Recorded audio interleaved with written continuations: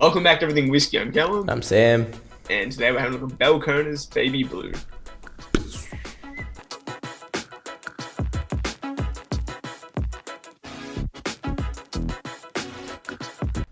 Alrighty, so another Zoom episode, and I've got my hands on another Balcones. So you can consider me just content with it, even though it's Zoom. I really need to stop bumping my desk. Even though it's Zoom episode, I still am happy with the whiskey we're drinking. So we've got the Balcones Baby Blue. For anyone that hasn't watched any of our other Balcones episodes, basically Balcones is a Texas whiskey. They make bourbons, they make all sorts of different things. Mostly corn oriented though. They're very much into the whole kind of like terroir thing, but instead of barley and stuff, they're mostly going for the whole corn shtick. So basically, this is their Baby Blue. So it's basically close to a bourbon, but it's technically designated as a corn spirit. And these are heirloom blue. This is heirloom blue corn that they use. That's why they call it their Baby Blue. And this is technically the first. So this is Balcones' first release. This is what they released first when they started their distillery, and that technically makes it the first whiskey made in Texas since Prohibition. So it had been a long time. So this one, the Baby Blue, is 46%. Nice bottle. It's typical Balcones bottle shape. They've got their nice blue labels slapped on the bottom. This is the BB20 -3 batch. So 20th of the 3rd, I'm assuming. Date January 20th, 2021. Yeah, Texas first since Prohibition Baby Blue, crafted from roasted Texas blue corn.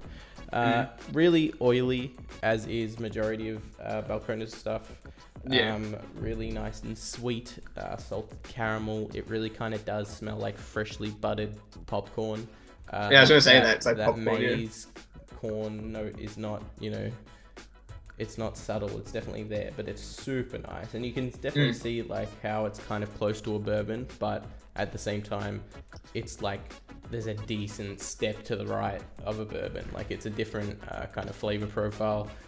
I will say that this is, out of all of them, probably the most desserty and easygoing.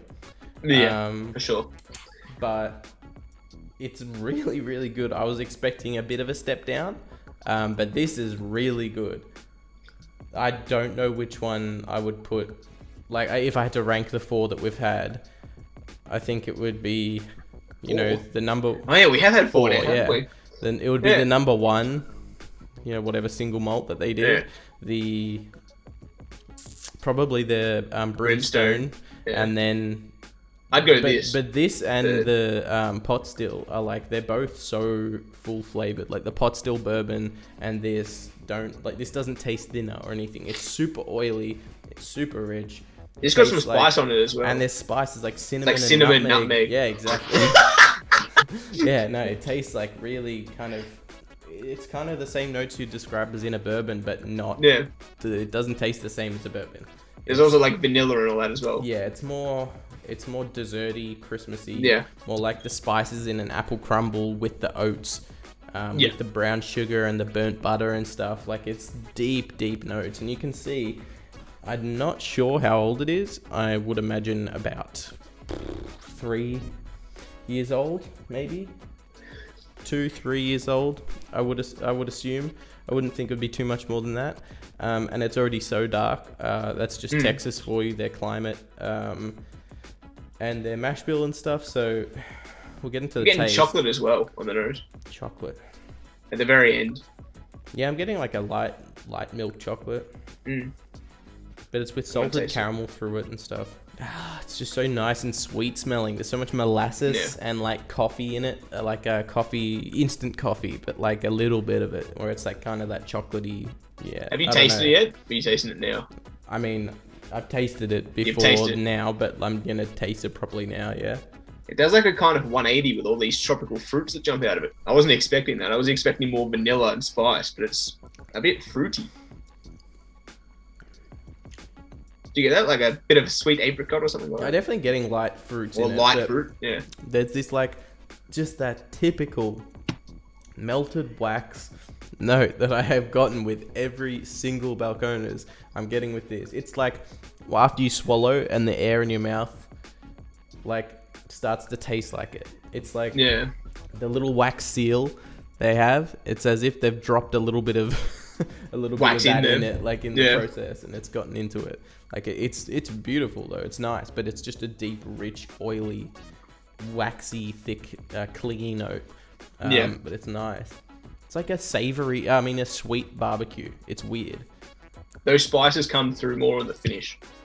The cinnamon, when it lingers, it's a bit. The cinnamon shows up more on the finish. There's like some plum in here. Definitely that corn is there. Like that corn is solid. It tastes like that shiny exterior of corn. It tastes like dense. I don't know how to describe it. There's this kind of like faint, almost even amaretto-y kind of sweetness to it, but not as strong as amaretto. Like it's faint. Yeah. I actually really like this. It's super nice. I like this a lot. I'm really, really happily surprised at the quality of this, because this right now is essentially what you'd look at as like the bottom tier, I guess, in price in Australia right now. How much is the it? Balcones? It's 85. Bottom tier. For the Balcones range, yeah. Yeah. But the pot still is like barely any different. They range around the same price. I think this is technically tiny bit cheaper by like a few dollars. I wish we had access to the other three, and I think that is possibly a good idea for a Friday video when we do get back to the setup. We do a blind tasting to figure out what our favorite Balcones is without any of the input of the labels and pricing and stuff, because like I've enjoyed them all a lot, so I could easily see myself being or not messing up, but confusing. Yeah, I could definitely see that happening. So I think that would be an interesting thing to do. What's that light whipped candy you get at a festival? It's like pink and like really light. Cotton candy, like or fairy floss, whatever. Yeah, cotton candy, fairy floss, like that kind of sugary, but with a slight weird flavor. It's like yeah, that's kind of like the aftertaste. It's really nice, but especially for 85, the Balcones, it's really nice. Holds up. Never chill filtered, never colored. Waco, Texas. Intentionally youthful. Yeah, so I reckon it's probably around 2 years old. And it doesn't taste like bright and sappy and green. Well, I mean, nothing from Texas really does. That's what I mean. Like, I feel like there's too much like molasses and dates, brown sugar as well. Sticky, brown sugar sweetness in it for it to be ever considered like bright and young. But it definitely tastes brighter than like some older ones. Like it's missing some of that roundness, but it's missing some of that oak depth, I guess. Maybe this is like a more corn depth. You also said that you get that rubber Play-Doh note. Like I get that, but it's not on the same level as the other ones. Yeah, as well. with the other ones, it's like with the brimstone and the number one, the single malt, it's like not overpowering. It's Play-Doh and the melted wax, whereas this one is like just the melted wax. It doesn't have that salty Play-Doh. And it's quite subtle as well. I'm glad you reminded me of that note though, because I totally forgot that I ever said that I got that. But that is such a like good note that I need to make sure I remember, because I get it so prominently in the other Balcones range. Yeah. Prize corn, nuttiness, roasted overtones, refined complexity, viscous mouthfeel. That is a good thing to say about it. The roasted notes. That's what it is. It's like toasted corn and stuff. I guess that's why, they said it's, get notes of kettle corn and stuff. Like it is. It tastes like popcorn, that kind of just toasted popcorn. It's really nice, and like they've drizzled a bunch of salted butter on it. It's super nice. I really, really like it. Balcones is They're killing it. Like They they don't- started with me being blown away, and then the two lower tier just in price, I was like, all right, so these are the ones that are probably going to be a little bit more generic, but nah, these are so full flavored. They're still so unique. I'm consistently impressed with them. I really hope we get more of their stuff. Yeah, I'd like to try a lot more of it because it's really good so far. Alrighty, I think we'll wrap. Alrighty, I think we'll wrap this one up here.